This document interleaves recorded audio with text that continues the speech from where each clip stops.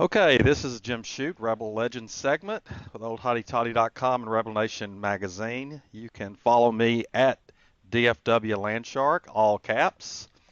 Tonight, we're thrilled to have former Ole Miss quarterback Jevan Snead. He played quarterback at Ole Miss in 2008, 2009, and hails from Stephenville, Texas, where the Heart Eight barbecue restaurant is. One of my favorite. I'm sure you've eaten there a few times, Jevan. How you doing?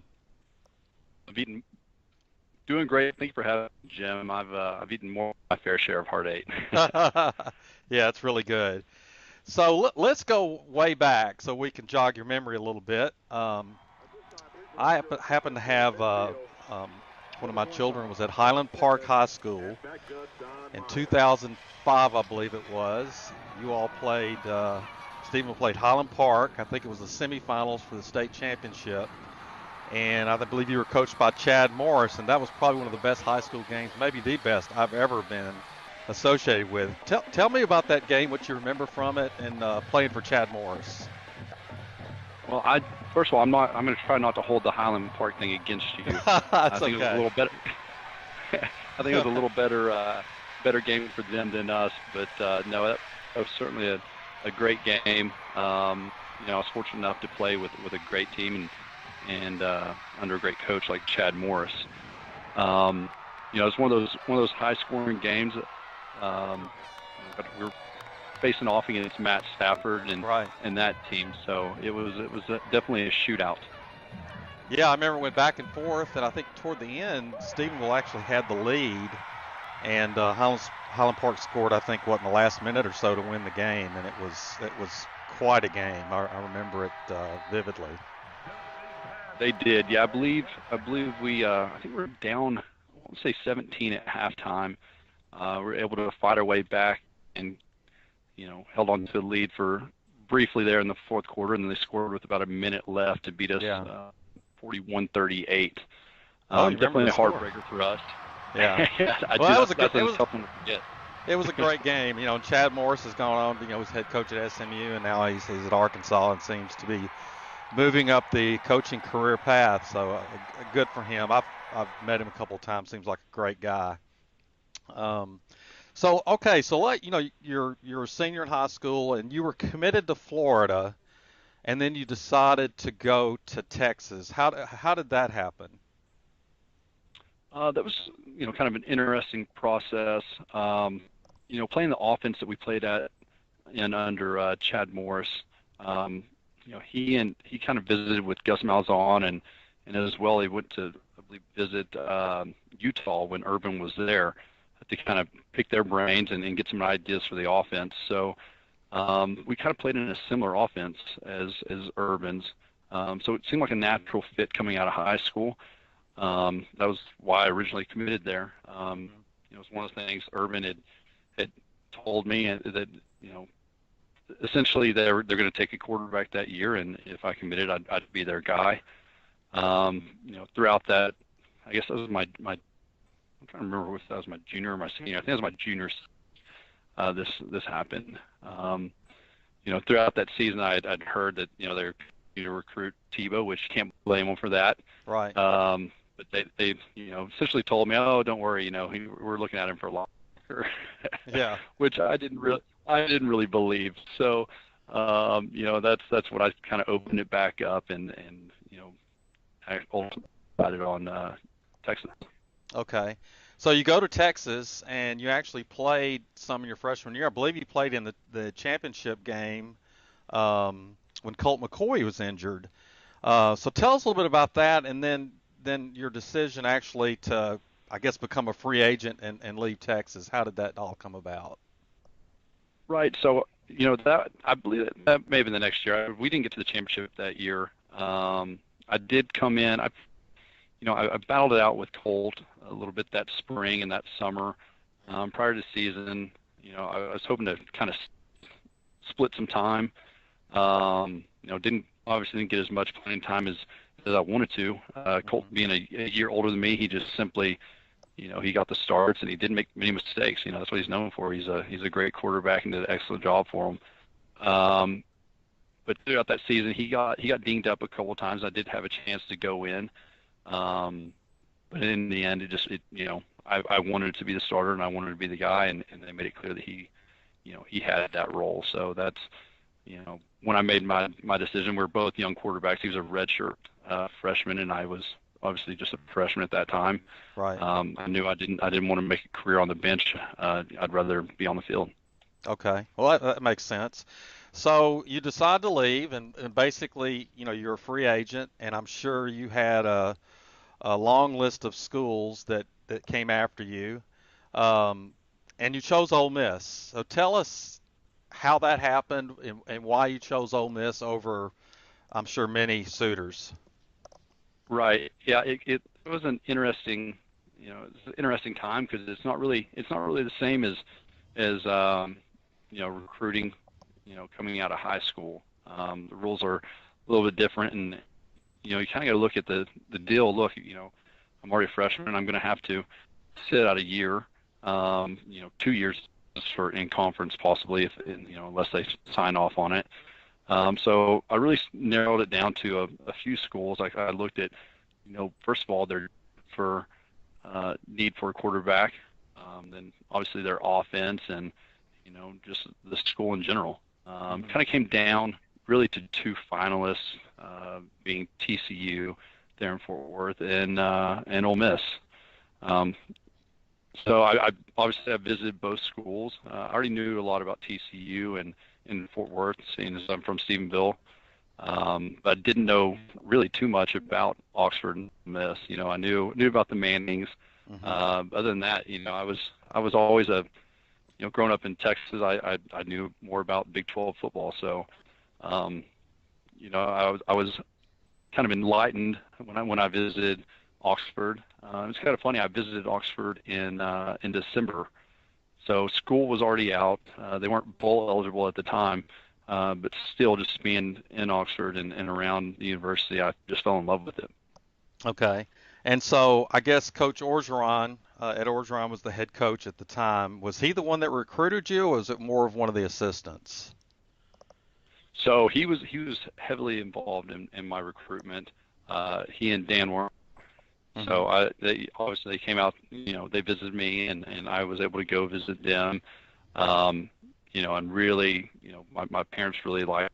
I really liked them, and they still have tremendous respect for both of them. Hmm. But yeah, just talked about what they were doing offensively, and really more what they wanted to do in the future offensively, and they really wanted to spread it out, open up the passing game, and kind of implement an offense that I've been running in high school, which I really love the idea of that. Okay. And did you deal with Coach Freeze? I know he was on the staff at that time.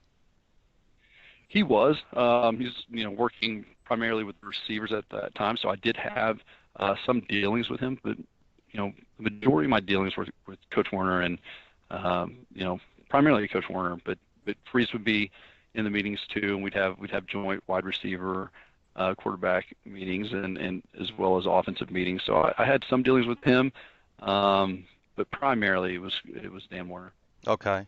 And so is Coach O as crazy as they said he was, ripping his shirt off in the locker room? Are all those rumors true? No comment.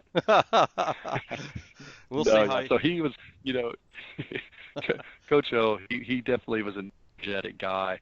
I'm not going to say there's not some truth to him ripping his shirt off because he'd get after it. Yeah, yeah. He has quite a reputation, and he seems like he's settled down a little bit. We'll see how he does at LSU. That's a pressure cooker down there, and he'll be under some pressure to win there. I I agree. I think with his background, I think he's probably learned a bit since his time, in Oxford. So, Right. I think that's him being, you know, uh, from down in that area. I think it's a pretty good fit for him. So Yeah. we'll see how it turns out. So, I've thought about this, and of course, Coach O, left after the 2007 season. But do you think if he had stuck around once you became quarterback in 2008, that y'all would have had the same type season, or you think a change was needed? Uh, I think we'll have a lot of Coach has some mixed reviews. I was kind of excited to have an opportunity to play under him because I know that we were about to install a really spread offense. That's one thing he said we were going to do, and really I think when we kind of convinced him is I was running scout team the week that we were playing Florida, and the scout team and under with some of the younger guys on it and myself, we were kind of having some success and torching our defense a few times, and he liked the way that looked, and he was excited to maybe implement that the following season. So I'm kind of just a little disappointed I didn't get a chance to do that, but at the same time, we also had some great success under Nutt. Yeah, and I think that Mississippi State game was probably the nail in the coffin for him when they had that game. It seemed like you had it won and went for it on fourth down, and it backfired. But so we move on to the Houston Nutt era, the Right Reverend. So tell me about that transition. What was it like? How was it different to come play for Houston Nutt? So it was definitely different. I was a little nervous in the transition just because Houston Nutt's always been primarily he's a running back guy. He likes to run the football. You don't really ever hear too much about his quarterbacks. So that made me a little nervous at first. But you see, we did have success. So two different style coaching as well. You have the Right Reverend, and then you have Coach O that's kind of in your face energy. Right, right. And so let's talk about that 2008 team. I mean, that team was really loaded. There were several guys off your team that year that either got drafted or a lot of them signed as free agents and played in the NFL. How good was that team, really? I mean, that's tremendous. The talent that we had, across the board, offense, defense, our line, and the speed we had at receiver and run back. I mean, across the board, I think the talent of that team, matched up with anybody in the country, and we showed it all on the field. Anytime, of course, now I tell people what team I was on, and they talk about Michael Orr, and that's always a good story to tell. But you look at some of the other guys we had on the team, Dexter and Mike Wall, and these guys. I mean, Shea Hodge. I mean, they're great players. Yeah, and that's just talking offense. Yeah, and Brandon Bolden, who's still in the NFL with the New England Patriots. Brandon Bolden, who I will say he followed me back on Instagram, so I'm excited about that. Yeah. But BB's still getting after it. So, yeah. I mean, it's crazy. Yeah. I don't know how he's still taking hits right now. I bumped into a wall the other day, and I can't imagine taking a hit right now. Yeah, it's tough. I mean, you see some of these guys when they retire, they can hardly move. But so the 2008 team, let's talk about that win over Florida. I mean, I guess that was probably a little redemption for you. You beat Florida and Tim Tebow. Tell us about that game. Obviously, a huge game for us. It was kind of an emotional one. To be able to go into any away stadium and get a win in the SEC is a big deal. But when you go into the Swamp and you're playing the top-ranked team in the nation, I mean, that is just unforgettable. Yeah. Yeah, it was a great win. I remember watching it, and then the next week we lost at home, I think, to South Carolina. So I was going to skip over that one. Yeah, that was, I guess, a little letdown. But 2018, I mean, when you destroyed Mississippi State, and then you go to the Cotton Bowl, and Dallas played the last game in the old stadium there at Fair Park. So you're in your hometown playing against Texas Tech, against Graham Harrell. Tell us about that game. Obviously, another memorable game. To be able to go, so close to town and have so many friends and family in the stands was, really cool experience. Even if, some of my friends were in Texas. Yeah. But it was really cool. And to go in, I think it was another similar situation is Florida. We're coming into their state. They're the heavy favorites. Some people say we don't have a chance, and leave it to the grit and determination that we had on that team, and we pulled out a great win. Yeah, and it was, trivia. I don't know if you knew this, but that was the last game played in the old Cotton Bowl, and then you got to come back and be the first team to play in the new Cotton Bowl at Jerry World against Oklahoma State, which was a very physical, tough game. Tell us about that game. That one was a little different than the 2008 game. That one was much different. I agree with you. I think it was really, really cool to be able to close out the original Cotton Bowl and then open up in Jerry World. Like I said, very different game. Certainly for me personally, it was a tough game. We really, I had some other players that really stepped up, and Dexter being one of them, he did an excellent job. We grinded it out and we got a win. Unfortunately, the kind of last part of that game's a little hazy to me. I kind of got my head knocked off a little bit there. I remember that play. So I was a little shaken after that one. So I don't remember all the details towards the end, but I'm glad we came out with the W. Yeah, it was well-deserved win. So we win that game. So we've had back-to-back Cotton Bowls, as Houston Nutt told us many times, first time in 50 years. And then you're at a decision point to either stay for your senior year or leave early. And you opted to leave early. So tell us why you did that. And I guess if you had to do it over again, would you still do the same thing? That's interesting. Hindsight's 20/20. It's tough to say whether I'd do it again or not. Probably not. Probably wouldn't. I was just looking at where I was projected, and there are other factors weighing into it. But just didn't shake out. Oh. Yeah. Can you hear me? Yeah, I can hear you. Sorry, I've got some sort of ad popping up on here. Oh, okay. 1 second. Okay, sorry. I had okay. So I'm on a Sky. Yeah.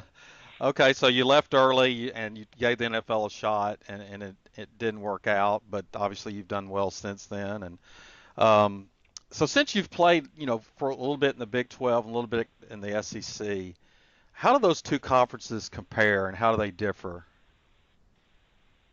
Well, I don't know. I think they're probably for today as far as everything, but from my view when I was playing in Big 12 was all those when the spread run and gun offenses were really starting to pick up. I mean, heck, right. What those guys were doing, even Texas and those teams, it was all about offense.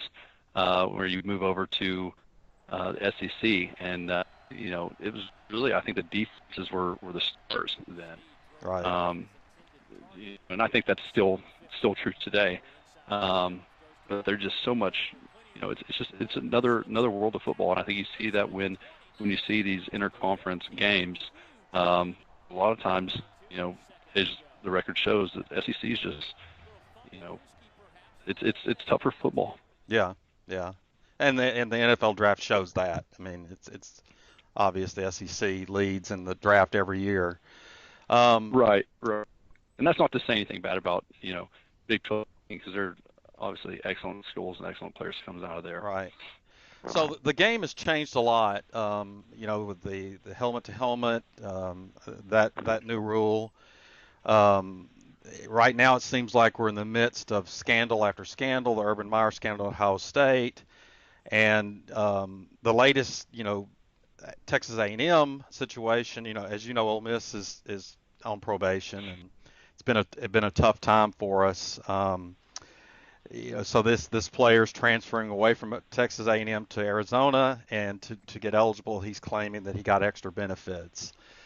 Jevan, do you think that a lot of recruits around the country get extra benefits, particularly the 4 and 5 stars, to go to certain schools? Do you think it's widespread, or do you think what are your thoughts on that? It's hard for me to comment on whether I think I'm sure it happened in there. I personally did receiving extra bits. But as everyone has, I have stories of people receiving extra benefits.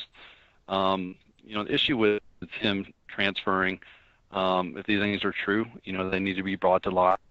But I think it's definitely going to be a gray area in the fact that people can start saying things that aren't necessarily true in order not to have to sit out a year. So I hope that's not the case. Right. You always hope that people are going to be honest and not go that route. Which like I said, if this is all happening, then with all this going on today and everything happening, I think everybody's just got to, everybody's got to be clean. There are so many great players there. I don't know that it's necessarily necessary for some of these things that happen. Yeah. So, some people will say that they believe five-star players come at a price, particularly at the skill positions. Do you think there's some truth to that, or is that just fans being paranoid? I think there's gonna there's some paranoia there, and I think in some instances it's definitely has been true and will continue to be true. But to say that it's a widespread, I think that's hard to say. I think each program is its own program, and some are going to that level, and others are going to keep playing. And Right. I think it's tough. I think everyone does it different. I think there are gray areas. I think Right. some people take advantage of it, and you just got to. I don't know. I think with the spotlight that's on college football today, I just think it's so much wiser just to be smart and be Right. clean. So I know you didn't deal with Coach Freeze much, but when that happened, to Ole Miss, were you surprised? I was very surprised, and in fact, someone I didn't see it firsthand source. Someone had told me, and I thought I was mistaken. So, um, very, very shocking to hear. I always had great experiences with Coach Freeze, and of course, in the team and watching the excitement around them. They were a blast to watch. So I was just to hear that, and like I said, just really taken off guard. Yeah, they seem to be moving forward with Coach Luke, and so we'll see how they do. The team this year is supposed to be really good offensively. I've heard anywhere from 6 to 7 guys could play on Sunday. We'll see about that. Defensively, that's the question mark. And since they're playing Texas Tech in Houston that first weekend, are you going to come back and go to that game? I really wish I could make it. Unfortunately, I'm not going to be able to. Um, to see that rematch, it's definitely going to be I think it's going to be a shootout for sure. Speaking about the talent we have, this year, these guys that are the wideouts are standout. Oh yeah. I think they could play obviously could play for any team in the country. Um, it's going to be I think it's going to be exciting offense to watch, and I'm hoping, and I have faith in our defense. I think, Coach Luke's going to have ready to go. I obviously wish we had a chance to do a bowl, but I think guys are fighting for respect and to show show the college football world deserve to be talked about. Yeah. Well, the appeal has not been ruled on yet. There's still a glimmer of hope they may get the bowl back. We'll see. Probably unlikely. Um, so do you pick the Rebels to win? I do. I picked them to win. I was thinking about it earlier. I'm thinking maybe like 30, 38, 34. Like I said, I think it's going to be a high scoring game. It's going to be a shootout. I mean, Yeah. these two offenses on, Tech's always been known for their offense, and as of late, so have we. So I'm it's going to be a fast-paced game, and as an offensive, that's what I like to see. Right. So as you look back on your career as we wrap this up, what would you say was your highest moment at Ole Miss, and then what was your lowest moment that you can remember, if you had to pick those two? Oh, it's tough. That's tough. There's so many high moments. I think that win in the swamp. That's it's hard to beat. Right. Um, coming together as a team, we did. That's we really meshed as a team, and just to have that camaraderie and have that trip back home, back to Oxford, and be able to celebrate it with them was, extremely special moment. Um, as far as a low goes, there are obviously some games there that personally I'd like to take back. One that we were really excited about, was that South Carolina uh, game in South Carolina on Thursday night. We were excited to go in there, and we just simply did not perform. So, we were ranked number 4 in the nation at that time, and Right. that was a really really tough hit for us. Yeah. Yeah. I remember that game. So here we are. So, Jevan, what are you doing now? You're living out in California. I am. I just moved out to Orange County, California. I'm in Newport Beach. Moved Oh, here in wow. January. Just started a new position in commercial real estate with Cushman and Wakefield. So, it's a new endeavor, and just like anything, it's a learning process. But I'm excited to be a part of a great team, and you know, looking for some success here. Oh, great. So you didn't find an Ole Miss co-ed to marry when you were in Oxford? I did not. I did not. I'm actually a Texas girl, so Oh, okay. we have we have some fun going back and forth about SEC versus Big 12. Right. So when was the last time you were in Oxford, and when do you think you'll get back? Oh, that's tough. So I did not make it back last year. I made it the prior year against we were playing Arkansas, and it was cold and rainy, and I was actually had taken my girlfriend there for the first time and told her how beautiful and fun Oxford was, and we get there and it was cold and rainy, and we ended up losing to Arkansas, I believe, in overtime. So we were wet and lost. So went back then and actually made it back in the spring for the LSU baseball weekend that year. And I Okay. told her, don't worry, spring will be much easier. And it was rainy that weekend too. So I'm definitely due for another trip, and hopefully it won't rain. Well, I'm going to the Auburn game, so don't come that weekend if you're going to bring the rain with you. Well, it's not. I mean, it didn't always rain when I was there. I might have to leave the girlfriend here. Yeah, yeah, there you go. Well, Jevan, we appreciate your time, and we wish you the best of luck out there in California and commercial real estate. And come back to Oxford and come back to a game. I think the Rebels will prevail. We've been down before, and we'll be back. And I think a lot of good things are happening now. You just have to put these things behind you. And we really appreciate your contribution. Those were 2 fun years. Living in Dallas, I got to go to both Cotton Bowls and have people in town, and those were a lot of fun. I know you've got a lot of great memories for those years. So thanks for being on tonight, and thanks for your years at Ole Miss. Yeah, well, thank you for having me, and I appreciate all the support that I received, during my tenure at Ole Miss. It was really a great time, and I'll always remember it, and I'll always appreciate the fans and all the support that I received. Thank you. Oh, you're welcome, Javin. You take care, and thanks again. All right, have a good one. You too. So this is Jim Shute, oldhottytoddy.com, Rebel Nation Magazine, signing off for the Rebel Legends segment. We had Jevan Snead on tonight, and you can follow me at Twitter at DFW Landshark, all caps. And thanks everybody for their time.